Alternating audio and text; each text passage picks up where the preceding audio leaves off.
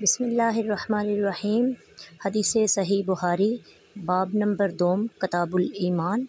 حضرت عائشہ رضی اللہ تعالی عنہا سے روایت ہے کہ رسول اللہ صلی اللہ علیہ وآلہ وسلم صحابہ کرام رضی اللہ تعالی عنہم کو ایسے کام کا حکم دیتے تھے جس کا کرنا ان کے لیے آسان ہوتا۔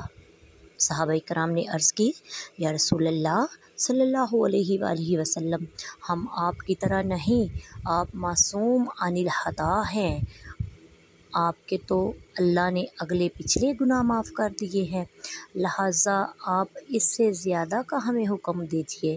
یہ سن کر نبی کریم صلی اللہ علیہ وآلہ وسلم غصہ ہوئے کہ چہرہ مبارک سے غصہ ظاہر ہونے لگا۔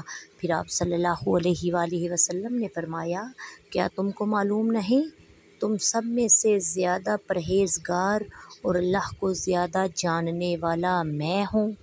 سبحان اللہ، وما علینا الا البلاغ المبین۔ السلام علیکم ورحمۃ اللہ وبرکاتہ۔